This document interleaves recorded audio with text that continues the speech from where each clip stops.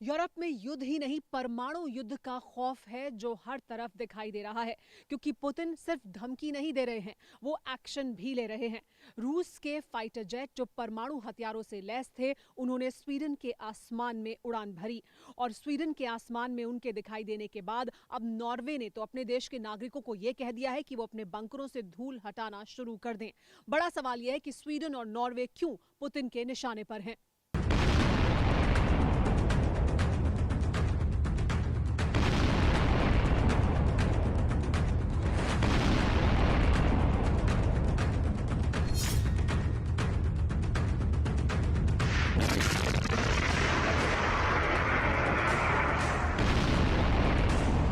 Есть.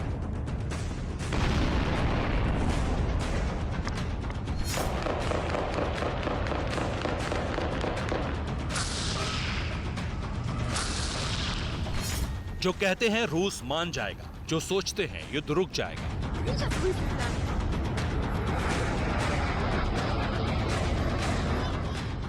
जो समझते हैं यूक्रेन का वजूद बच जाएगा। गोलियों की तड़तड़ाहट को सुन लें।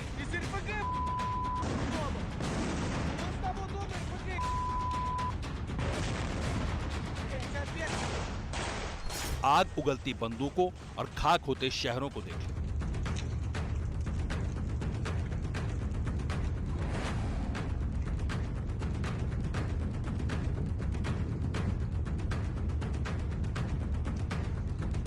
हमारी सरहद से करीब 5000 किलोमीटर फासले पर छिड़ी जंग की ये तस्वीरें 2022 में दुनिया पर एक और त्रासदी के लाजिम होने का इशारा कर रही हैं।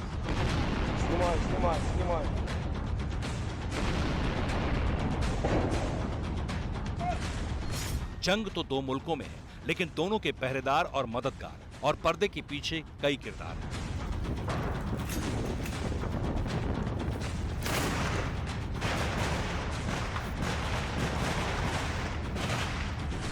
अब बात बंदूकों, तोपों और संगीनों के साए से आगे निकल चुकी है। बार फिर परमाणु युद्ध की आशंका कैसे आकार ले चुकी है, ऐसे समझिए।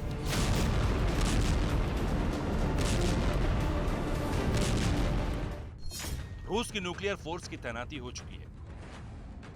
रूस के न्यूक्लियर हथियार बॉर्डर पर पहुंच चुके हैं। रूस की एटमी मिसाइलें सरहद पर तैनात हो चुकी हैं। प्रेसिडेंट पुतिन परमाणु बंकर का दौरा कर चुके हैं।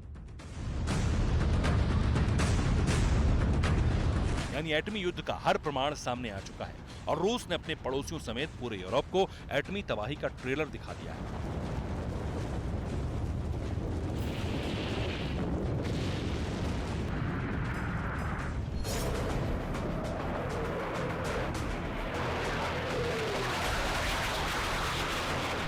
ये तस्वीरें रूस के फाइटर जेट की हैं, जिन्होंने एक बार फिर यूक्रेन ही नहीं पूरे यूरोप को आने वाले संकट का संकेत दे दिया है।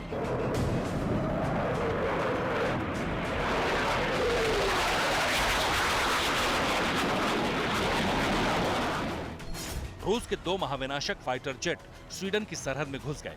रूसी विमान सुखोई 27 और सुखोई 24 परमाणु बम से लैस थे।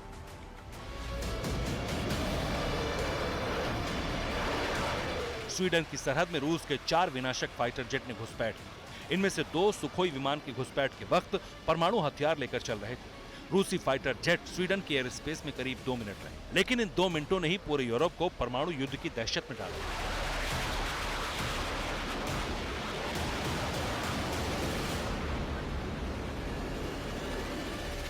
हफ्ते के दौरान ये दूसरा मौका है जब रूस के फाइटर जेट किसी दूसरे देश में घुसे हों। इससे पहले पोलैंड में भी रूसी फाइटर जेट इसी तरह की घुसपैठ कर चुके हैं, लेकिन अब स्वीडन में ऐसा किया गया है। बड़ा सवाल ये उठ रहा है जिसकी वजह से पूरे यूरोप में हड़कंप है कि यूक्रेन के बाद रूस के निशाने पर अब और कौन है।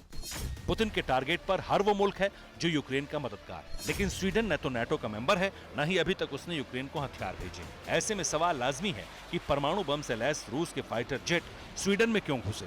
जवाब समझिए। दोनों देशों के बॉर्डर को आर्कटिक सागर अलग करता है, जहां रूस ने 1 महीने के दौरान अपने जंगी जहाजों से लेकर एटमी मिसाइलें और सबमरीन्स तक तैनात कर दी, जिसका मकसद सीधे सीधे नाटो की हद तैयार करना है।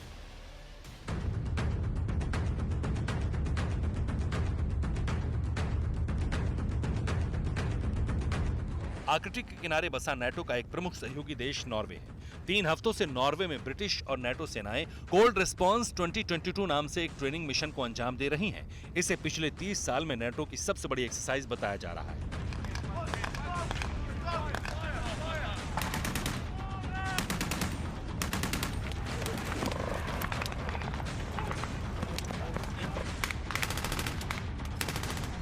इसलिए रूस ने आर्कटिक सागर में सबसे बड़ी सैन्य तैनाती कर दी। मकसद यूक्रेन के साथ ही आर्कटिक सी पर कब्जा करना है। सवाल यह है कि आर्कटिक सागर पर कब्जे से रूस को क्या हासिल होगा। असल में आर्कटिक सागर धरती के उत्तरी गोलार्ध में स्थित है। रूस की उत्तर वाली सरहद इससे लगती है। इसके साथ ही चीन, नॉर्वे, फिनलैंड, ग्रीनलैंड और अमेरिका के अलास्का तक आर्कटिक सागर का फैलाव है। 8 देश आर्कटिक सागर पर कब्जे का दावा करते हैं, लेकिन इनमें सबसे ज्यादा आक्रामक रूस ही क्यों है? इसकी वजह खुद रूस के राष्ट्रपति व्लादिमीर पुतिन की बातों से समझी जा सकती है। Северно-морского пути очень важная вещь. नॉर्दर्न सी रूट बेहद अहम है। अभी हिंद महासागर से होते हुए जापान के योकोहामा से नीदरलैंड के रॉटरडम तक जहाजों को पहुंचाने में 33 दिन का वक्त लगता है। आर्कटिक सागर से होते हुए 20 दिन लगेंगे। По Северно-морскому 7 с небольшим тысяч километров, 7300. आर्कटिक सागर साल भर बर्फ से ढका रहता है, यानी यहाँ पानी के जहाजों को चलना नामुमकिन है। बावजूद इसके रूस इसे एशिया और यूरोप के बीच नया रूट क्यों बनाना चाहता है? ग्लोबल वार्मिंग की वजह से आर्कटिक सागर की बर्फ तेजी से पिघल रही है। बर्फ के पूरी तरह पिघलने से समुद्री जहाजों के लिए एक नया रूट खुल जाएगा, जिसे रूस स्वेज कैनाल की तरह विकसित करना चाहता है। दुनिया का 30% समुद्री कारोबार स्वेज नहर के रास्ते होता है। रूस इसी कारोबार को अपने पाले में करना चाहता है, भले ही इसके लिए उसे परमाणु बम ही क्यों ना गिराना पड़ जाए। इसलिए रूस ने स्वीडन के आसमान में परमाणु बम से तैनात फाइटर जेट उड़ाए, तो कई देश दहशत में आए।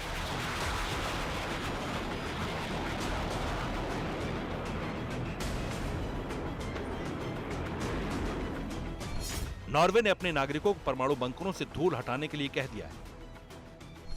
लोगों को खाने पीने का सामान और दवाओं का स्टॉक जमा करने को कहा गया है। परमाणु हमले से बचने के लिए पोटेशियम आयोडाइड पिल्स जमा की जा रही हैं। साफ है, पुतिन सिर्फ धमकी नहीं दे रहे, एक्शन भी दिखा रहे हैं। जिस तरह के हालात हैं, उसमें कोई भी इस बात से इनकार नहीं कर सकता कि यूक्रेन जंग परमाणु युद्ध में तब्दील हो सकती है। अगर ऐसा होता है तो 77 साल बाद दुनिया तबाही का वो मंजर देखेगी जिसे आने वाली कई नस्लें भुगतेंगी।